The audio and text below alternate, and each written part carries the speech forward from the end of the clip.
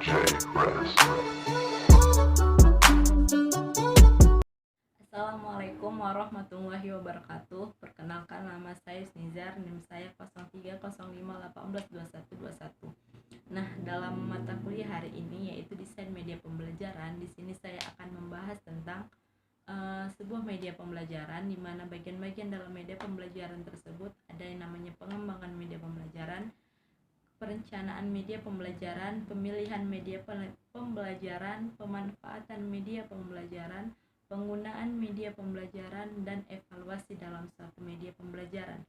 Nah, yang pertama saya akan membahas tentang pengembangan media pembelajaran. Sebelum saya masuk ke pengembangan media pembelajaran, saya akan menjelaskan kepada kalian semua apa itu media pembelajaran. Nah, media pembelajaran adalah salah satu unsur terpenting bagi guru untuk menjelaskan kepada siswanya dalam suatu bentuk atau jenis seperti PowerPoint atau seperti diskusi bagaimana suatu media pembelajaran yang akan dibuat oleh guru tersebut. Nah, yang pertama itu ada pengembangan media pembelajaran. Pengembangan media pembelajaran merupakan hal yang sangat penting dilakukan oleh para guru karena di samping anak-anak memulai belajarnya dari hal-hal yang konkret, tersedianya media pembelajaran akan memungkinkan dapat tumbuhnya budaya belajar mandiri, budaya demokrasi, dasar pembiasaan untuk kehidupan sehari-hari, serta menciptakan komunikasi antara anak dengan orang dewasa dan teman sebayanya. Nah, pengembangan media yang dimaksud dalam makalah ini adalah suatu cara yang sistematis dalam mengidentifikasi, desain dalam menghasilkan suatu media pembelajaran, dalam mengevaluasi serta pemanfaatan media pendidikan untuk mencapai tujuan pembelajaran tertentu. Oke, kita masuk yang kedua, yaitu perencanaan media pembelajaran. Nah, bila kita membuat suatu media pembelajaran, kita diharapkan dapat melakukan suatu persiapan dan perencanaan yang teliti. Secara umum dapat diperinci langkah-langkah dalam perencanaan media pembelajaran. Yang pertama itu kita harus mengidentifikasi kebutuhan siswa. Nah, apa yang dimaksud dengan mengidentifikasi kebutuhan siswa? Sebelum kita membuat media pembelajaran, kita harus tahu dulu apa yang harus siswa butuhkan. Nah, yang kedua itu ada namanya perumusan tujuan.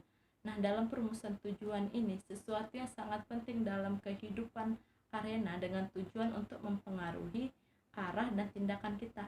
Maksudnya, kita sebelum memulai membuat media pembelajaran, yaitu dalam perencanaan media pembelajaran, kita harus tahu apa tujuannya.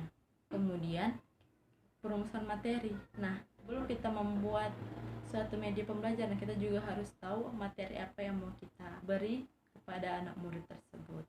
Kita masuk yang ketiga, yaitu pemilihan suatu media pembelajaran. Dalam hal ini, guru haruslah pandai dalam memilih media agar yang sesuai dan cocok yang digunakan untuk mencapai tujuan pengajaran yang telah ditetapkan. Untuk itu, beberapa faktor dan kriteria yang perlu diperhatikan oleh guru dalam memilih dan menggunakan media. Yang pertama itu kita harus tahu faktor tujuannya. Apa faktor tujuannya kita memilih media tersebut? Media dipilih dan digunakan haruslah sesuai dengan tujuan pengajaran yang kita terapkan. Nah, yang kedua itu ada namanya faktor efektivitas. Nah, dari berbagai media yang ada, haruslah dipilih media yang paling efektif untuk digunakan.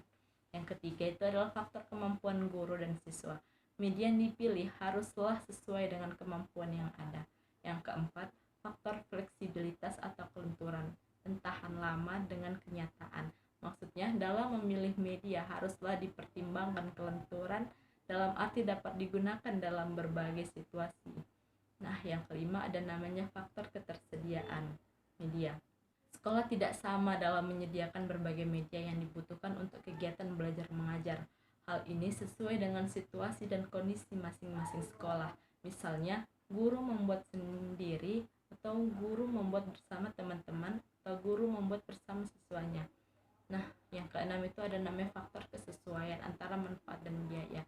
Nah, dalam pemilihan satu media pembelajaran, haruslah dipertimbangkan apakah biaya yang dikeluarkan itu sesuai dengan manfaat yang didapatkan. Nah, yang ketujuh ada faktor kualitas dan teknik. Dalam pengadaan media, seorang guru harus mempertimbangkan kualitas dan media tersebut. Tidak sekedar bisa dipakai, media yang bermutu atau berkualitas bisa tahan lama atau tidak mudah rusak. Sewaktu-waktu bisa digunakan lagi jika kita ingin menggunakannya lagi. 8 itu ada objektivitas. Metode dipilih bukan atas kesenangan atau kebutuhan guru, melainkan keperluan siswa belajar. Yang ke-9 itu ada namanya program pengajaran.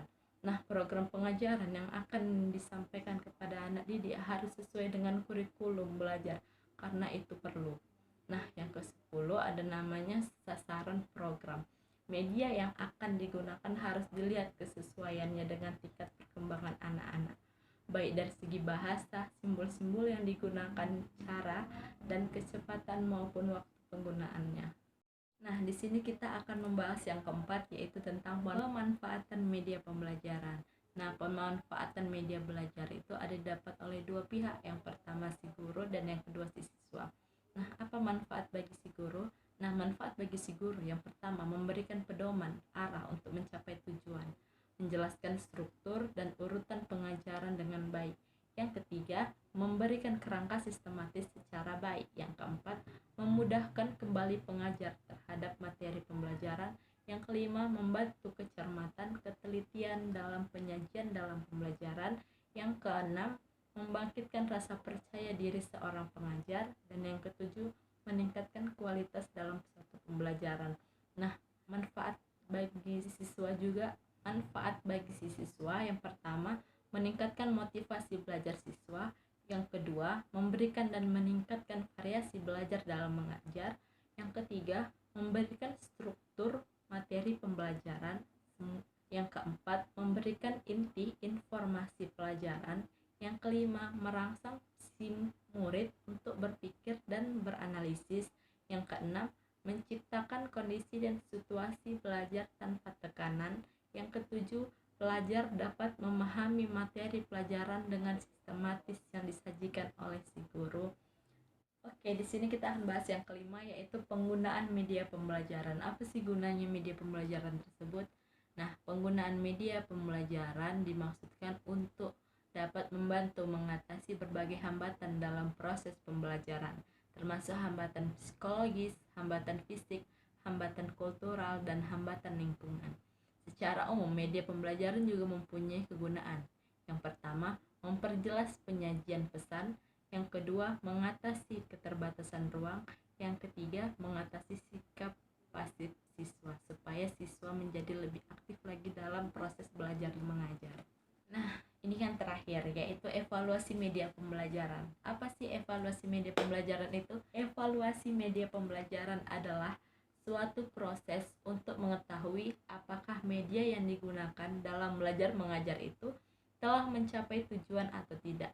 Tujuan evaluasi media pembelajaran itu yang pertama, menentukan apakah media pembelajaran itu efektif. Yang kedua, menentukan apakah media itu dapat diperbaiki atau ditingkatkan. Yang ketiga, menetapkan apakah media itu cost efektif dilihat dari hasil belajar siswa. Yang keempat, memilih media pembelajaran yang sesuai untuk dipergunakan dalam proses pembelajaran. Nah, yang kelima, menentukan apakah isi pelajaran sesuai tepat disajikan dengan media itu.